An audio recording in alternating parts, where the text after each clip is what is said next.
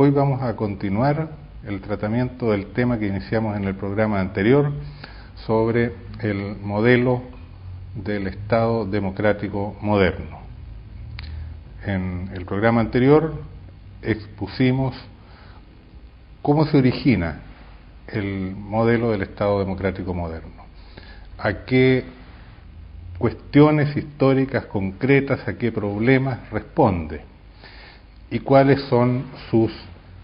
principios, sus conceptos fundamentales. Vimos, en efecto, que el modelo democrático moderno es la respuesta que se da históricamente en Europa de manera progresiva, progresista, a un problema real que se genera en la sociedad cuando comienza a disolverse el orden social medieval como consecuencia del establecimiento y del surgimiento de una sociedad civil autónoma, de una sociedad civil que es la expresión del reconocimiento de las libertades de pensamiento, de la libertad de asociación y de la libertad de emprendimiento económico, que son el resultado de la afirmación histórica de la libertad individual, el surgimiento del individuo moderno. En el orden anterior, los sujetos, las personas, adscribían a un orden establecido, adherían a un conjunto de ideas, de creencias, fundamentalmente de carácter religioso, que eran compartidas por todos,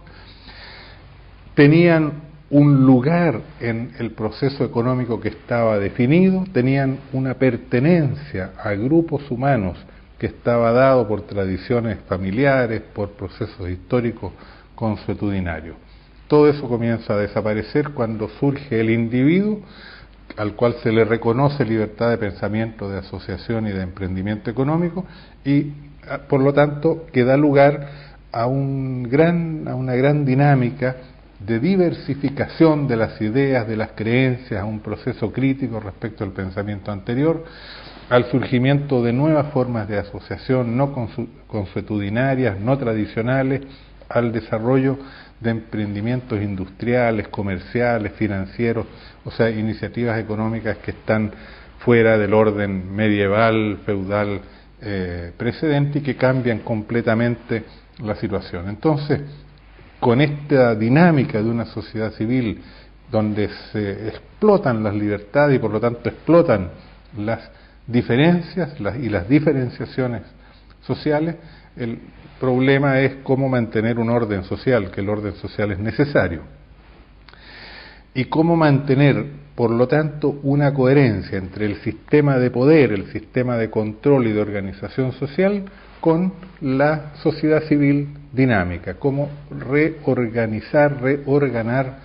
las relaciones entre sociedad política y sociedad civil. La respuesta fue formulada por un conjunto de pensadores, se fue desarrollando históricamente un pensamiento que es conocido como el proyecto de la democracia moderna, el proyecto de la democracia liberal, que tiene un conjunto de ideas básicas,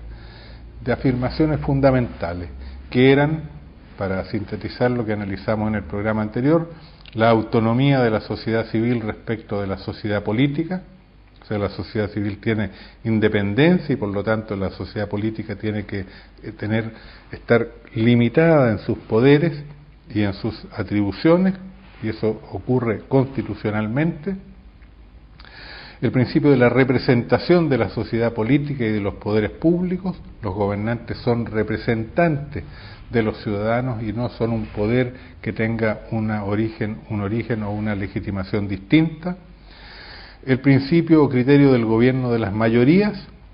con reconocimiento de los derechos de las minorías, que es otro elemento fundamental de la democracia moderna. El carácter no ideológico del Estado, o sea, el Estado no adhiere a una ideología, a una concepción religiosa, sino que se nutre, se llena de aquellos contenidos de pensamiento, de ética, de valores, de proyecto político, que son aquellos que se van desplegando en la sociedad civil y que van adquiriendo hegemonía, que por lo tanto se expresan en una conducción política mayoritaria. y el principio fundamental de la separación institucional de los poderes públicos, que impide que un grupo que controle todos los poderes pueda autorreproducirse y permanecer eternamente en el poder, y por lo tanto se establece esta separación del poder ejecutivo, del legislativo y del poder judicial con distintos mecanismos y tiempos de su reproducción, de la elección de sus componentes, y con principios constitucionalmente establecidos de recíproco control entre ellos. Hasta ahí es lo que vimos en el programa anterior. Lo estamos analizando este tema a partir de la lectura de un artículo escrito hace 30 años atrás, que con el título de Libertad Individual y Estado, y que a través de estos comentarios también iremos actualizando en la parte final. La segunda unidad, digámoslo así, de este análisis del problema de la democracia moderna, o sea, del modelo democrático moderno, es cómo él se fue constituyendo históricamente, porque una cosa es el ideal, el modelo teórico, definido por esas características y por ese análisis temático y problemático que expuse, y otra cosa es cómo él se fue históricamente construyendo y cómo fueron surgiendo nuevos problemas, nuevas situaciones que fueron cambiando de alguna manera ese modelo. Y en la tercera parte, próximo programa, analizaremos finalmente la crisis. Pero ahora centrémonos en el proceso de configuración histórica y de progresiva modificación de ese modelo. Continuando entonces con la lectura. Este modelo teórico de la democracia moderna tuvo en su desarrollo históricamente concreto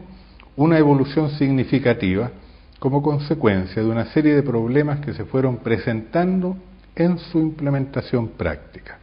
Dos son los nudos problemáticos más significativos que podemos denominar sistemáticamente el problema de la representatividad o legitimidad y el problema de la eficiencia. Son los dos cuestionamientos, las dos temáticas en torno a las cuales se fueron articulando también respuestas distintas que fueron modificando el modelo en su desarrollo histórico. La representación de la sociedad civil en el Estado es un principio simple, pero su concreción práctica es asunto extraordinariamente complejo. La complejidad deriva de dos órdenes de problemas interrelacionados. Por un lado, del hecho que en la sociedad civil no existen solamente individuos libres y sujetos de derechos, sino que se constituyen también grupos de personas vinculados por comunidad de intereses y por afinidad de ideas. O sea, el modelo fue pensado, tal como lo analizamos, para organizar individuos libres, que en la sociedad civil despliegan sus iniciativas, sus actividades y afirman sus derechos. Pero lo que ocurre concretamente en la historia es que la sociedad no está compuesta solamente de individuos libres, que son estos sujetos de derechos y de iniciativa, sino que hay también grupos, hay clases sociales, hay realidades consistentes de individuos, de personas que tienen intereses comunes, que tienen proyectos compartidos y que por lo tanto también tienen una realidad que debe ser ordenada, representada y mantener su espacio de legitimidad. Entonces, el problema es que en el modelo democrático moderno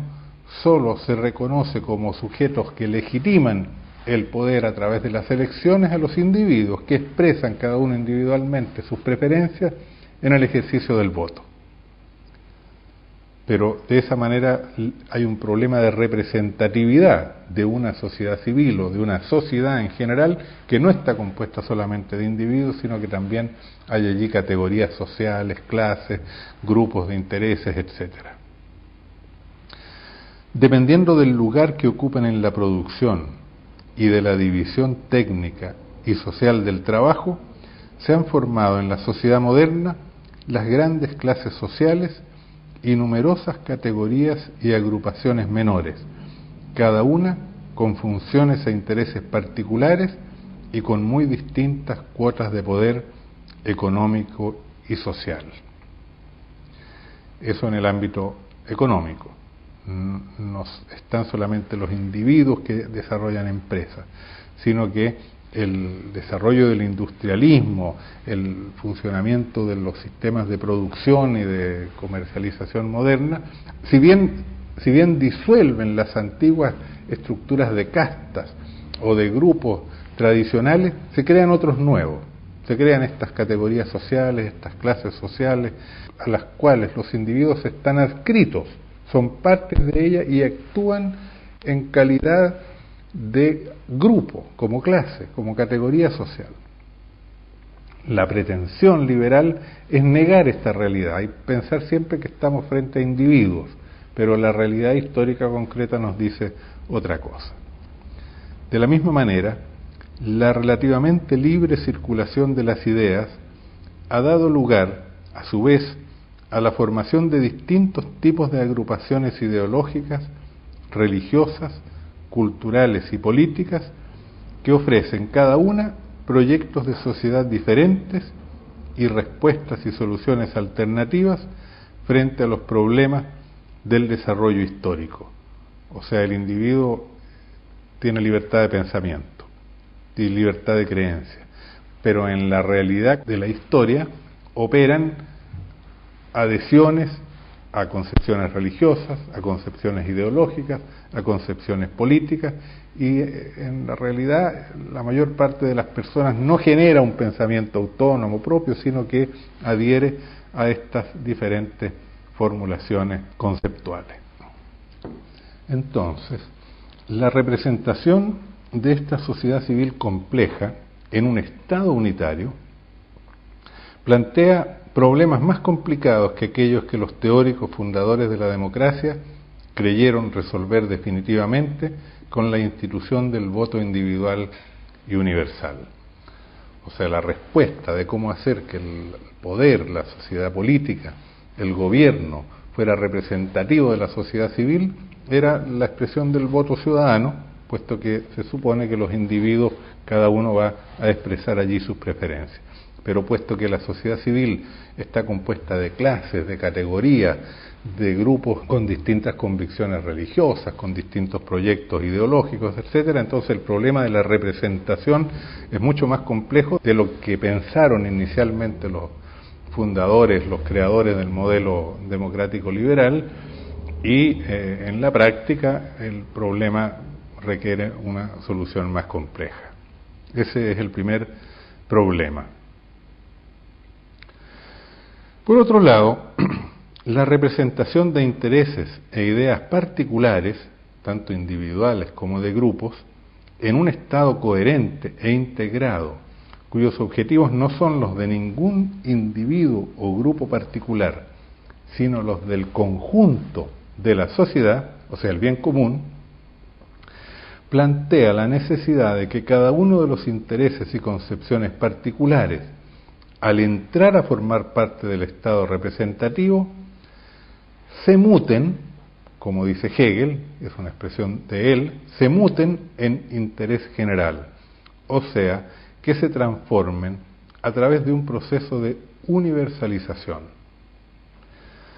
Lo cual significa que tales ideas e intereses, en cuanto presentes en la sociedad política, no pueden ser idénticos a cómo se expresan en la sociedad civil. ¿Cuál es el punto? El punto es que los individuos y los grupos generan ideas, despliegan contenidos ideológicos, políticos, tienen intereses particulares. La sociedad política debe acoger eso y la sociedad política debe ser representativa de esa sociedad civil. Pero cuando las ideas, los proyectos, los intereses, los valores, las concepciones éticas de la sociedad civil se hacen presentes en la sociedad política, no pueden permanecer iguales a como estaban en la sociedad civil, porque sería una simple duplicación de una sociedad, de una realidad conflictiva, y no se construiría orden social.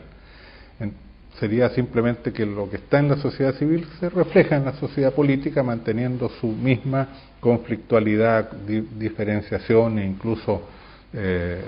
desarrollo bastante desordenado y caótico. Entonces, lo que se requiere es que cuando se expresen políticamente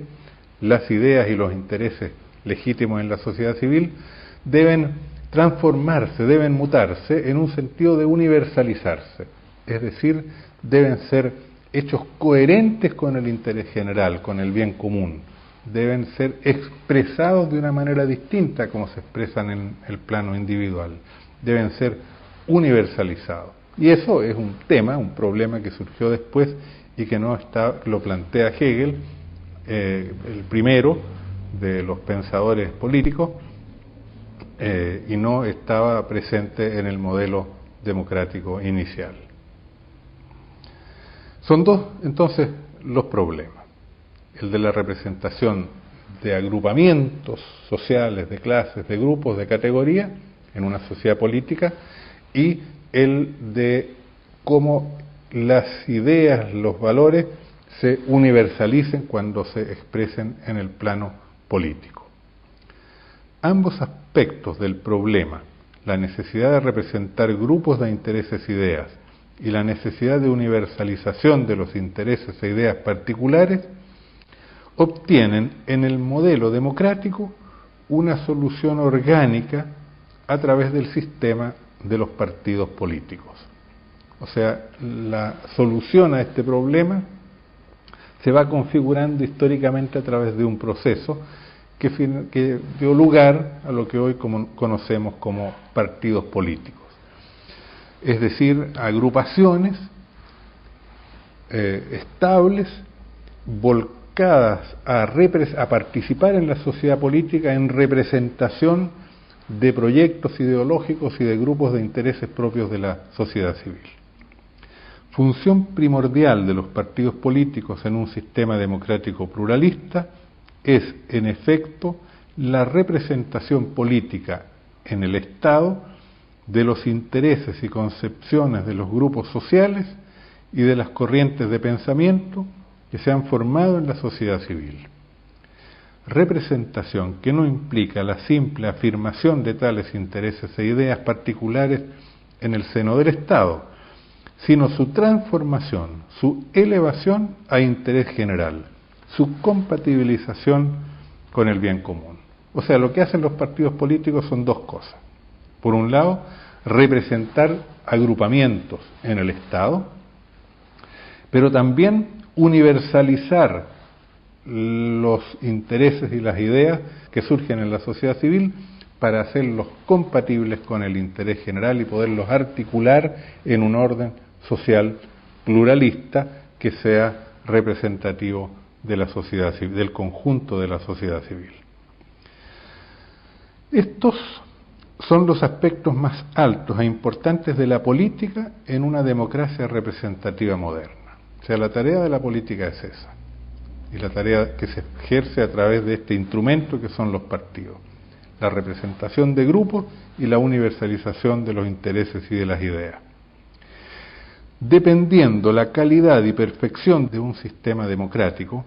más que de las normas jurídicas y de las preocupaciones institucionales y constitucionales establecidas, de la calidad y perfección con que los órganos de la representación, o sea, los partidos, cumplan sus funciones políticas específicas. El concepto de los partidos políticos no estaba en el modelo democrático liberal inicial, surge como una respuesta nueva a un par de problemas que no habían sido vistos inicialmente, pero que se presentan a poco andar en el esfuerzo por concretizar el modelo liberal. Ese es el primer problema. El primer problema, que es un nudo. Después vamos a analizar cómo ahí se produce después una crisis de este proceso, de esta función de los partidos, porque van a surgir nuevos problemas que dificultan la resolución de cómo crear este orden social manteniendo las libertades y teniendo en cuenta esta necesidad de considerar la realidad de la sociedad civil concreta tal como es, con toda su complejidad, su diversificación y sus procesos de agrupamiento. Pero hay un segundo problema que aparece, que va a requerir una nueva respuesta. El otro problema, que hemos denominado problema de la eficiencia, tiene también su específica complejidad. La doctrina liberal clásica suponía que el libre juego del mercado determinaba espontáneamente la asignación óptima de los recursos, quedando garantizada la eficiencia del conjunto por su funcionamiento sin interferencias gubernamentales. O sea, se daba por supuesto que el libre operar de los individuos en el mercado generaba eficiencia económica. Del mismo modo, se daba por cierto que el libre pensamiento de los individuos generaba por sí mismo el mejor modo de pensamiento, el descubrimiento de la ciencia. Pero la realidad histórica vino a contradecir esta creencia, demostrando que la coordinación de los objetivos particulares y parciales en un proyecto nacional de desarrollo es una necesidad del sistema. Además, hay un problema específico de eficiencia de los poderes públicos en el ejercicio de sus funciones propias que no puede ser desconocido, frente al cual el complejo sistema de la representación manifiesta insuficiencia. El movimiento de la sociedad civil es más rápido que la capacidad de composición y mediación que ofrece el sistema representativo. Nada garantiza que los elegidos para el ejercicio del poder sean los mejores representantes, los más capaces para resolver los distintos problemas y cumplir las funciones que le corresponden al Estado o a la sociedad política. Hay un tema de que esas funciones deben ser ejercidas con eficiencia, deben ser cumplidas adecuadamente, el orden debe ser garantizado, la administración debe desarrollarse adecuadamente y en forma muy dinámica, sobre todo para responder a una sociedad civil que es muy dinámica, la economía, el desarrollo de las ideas, de la ciencia, la misma acción de los partidos políticos, todo eso hace que la sociedad civil cambie muy rápidamente y entonces la sociedad política, el Estado también tiene que adaptarse muy rápidamente a esos cambios y eso no siempre ocurre y además de eso está el problema de cómo hacer que esa sociedad política no solamente sea muy dinámica, sino que sea eficiente, eficaz en el cumplimiento de sus tareas y eso no está garantizado por el simple hecho de la representatividad. Porque un individuo puede ser eficiente en su actividad particular, pero no estar habilitado, capacitado para generar eficiencia cuando se trata de una temática más amplia, más universal, como es el de la sociedad en su conjunto. El problema de la eficiencia de las democracias ha encontrado respuesta en la configuración de un Estado que tiene dos principios de organización paralelos y complementarios, y consecuentemente dos estructuras interrelacionadas en un sistema de poder y dirección complejo. O sea, hay algo más que la simple representación, que era uno de los principios. En la evolución histórica de ese proceso de implementación del modelo, aparece la necesidad de complementar el principio de la representatividad con un segundo que sea paralelo y complementario para garantizar la eficiencia. Y entonces el modelo político moderno, lo que entendemos como democracia moderna, está constituido por dos estructuras en el sistema de poder. Junto al principio y al sistema de la representación, cuyos órganos principales son los partidos políticos, el Parlamento, los medios de comunicación en alguna medida, etcétera,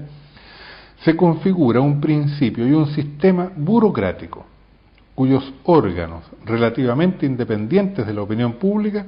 son todos los aparatos de la burocracia, civil y militar. O sea, hay un cuerpo de funcionarios permanentes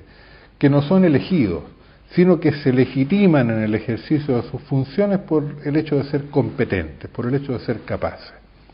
Es lo que se llama burocracia en el sentido weberiano, en el sentido teórico, no en el sentido de procedimientos, digamos, rutinarios que dificultan las actividades, sino la burocracia es la existencia de un cuerpo de funcionarios profesionales calificados que cumplen funciones de administración y de ejecución y también en el ámbito del ejercicio de la justicia, en el ámbito de crear el orden social, que es lo que conocemos como todo el cuerpo de funcionarios. Burocracia civil y militar. Las policías, los ejércitos, los cuerpos de administradores de justicia, los jueces, etcétera. Mientras el lado representativo del Estado se legitima a través de las expresiones políticas de la voluntad ciudadana, el lado burocrático obtiene su legitimidad en base a la eficiencia que muestre en el ejercicio de sus funciones y a las competencias técnicas que manifiesta poseer. Son entonces dos principios de legitimación del poder y de la autoridad: el principio de la representatividad y el principio de la competencia, de la eficiencia. Todas las formas de Estado moderno son, de hecho, una combinación de representación y burocracia, siendo lo característico de los Estados democráticos, o de los que hoy reconocemos como Estados democráticos, la subordinación de los órganos y poderes burocráticos a los órganos y poderes representativos. Es decir, hay dos principios, dos criterios de selección del personal dirigente: uno a través de las elecciones, de la representación; otro a través de la selección por calidad, por competencia, por excelencia, en función de lograr resultados eficientes. El principio de la democracia se mantiene la prioridad del criterio representativo, por lo tanto se piensa que todo el orden burocrático debe estar subordinado de alguna manera al orden representativo, y lo cual es naturalmente un problema lograrlo, pero conceptualmente así se formula en el modelo democrático. Así, las democracias modernas asumen, de hecho, la forma de un Estado representativo burocrático, en que predomina el elemento representativo, mientras que los regímenes autoritarios se constituyen como Estados donde predomina el elemento burocrático, quedando subordinado o, al límite, negado el factor representativo. Tenemos entonces que la concepción inicial de la democracia moderna se ha enriquecido con la respuesta que se ha dado a estos dos grandes problemas que se fueron presentando en el curso histórico de implementación del modelo inicial. El primer problema se resuelve con lo que se llama el régimen de partidos políticos, es decir, cómo lograr resolver dos problemas: el problema de representar no solamente individuos, que también representados por su voto en las elecciones, sino representar clases sociales, grupos de intereses, categorías y también diferentes agrupamientos religiosos, diferentes conformaciones ideológicas, etcétera. Pero también el otro problema de universalizar los intereses de la sociedad civil. No pueden ser simplemente el reflejo, no puede ser que el líder de una agrupación de industriales esté participando en el Estado de manera directa en representación y diga en el Estado lo mismo que dirían en la sociedad civil los industriales. El partido político cumple esa función de expresar los intereses de ese grupo social, como puede ser también el de los obreros o el de otras categorías sociales, pero universalizándolos, es decir, mutándolos al confrontarlos con el interés general y siendo capaces de presentarlos como expresión de lo que puede ser el bien común. Entonces, los partidos políticos entran a ser parte fundamental del modelo de la democracia moderna para cumplir esas dos funciones fundamentales. Y el otro gran problema que surgió fue el de que el Estado, a través de estos principios de la representación y de los partidos políticos, por sí mismos no quedaba garantizada la eficiencia en el logro de sus funciones, el dinamismo necesario para seguir gobernando una sociedad civil que cambia con gran dinamismo, donde surgen siempre nuevas ideas y que por lo tanto exige que las actividades propias del Estado sean también muy dinámicas y sean ejercidas con eficiencia. Y frente a este problema se establece un segundo principio para selección del personal dirigente, que es un principio, llamémoslo así, profesional. Son las competencias técnicas las que legitiman la selección de funcionarios que en el Estado van a cumplir las tareas administrativas en los distintos temas de los cuales tiene que hacerse cargo, que son muy complejos, desde los temas económicos, los temas sociales, salud, educación, etcétera, donde no siempre por el solo criterio de la representación van a operar allí los mejores. Entonces, en el Estado hay cuerpos de profesionales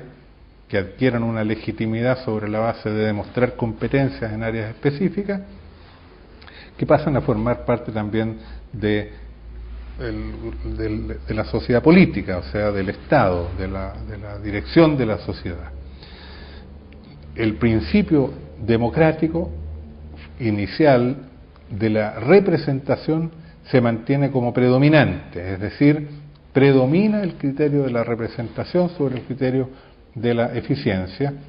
y eso es lo que se reconoce hoy día como estados democráticos. Cuando ocurre lo contrario, es decir, el sistema de representación queda subordinado a los organismos expresivos de la burocracia profesional, civil y militar, hablamos de un régimen autoritario. Vamos a detener hoy hasta aquí este análisis y en el próximo programa vamos a examinar el desarrollo ulterior de este proceso, que lo caracterizamos como la crisis de la democracia moderna o la crisis del modelo representativo burocrático del Estado.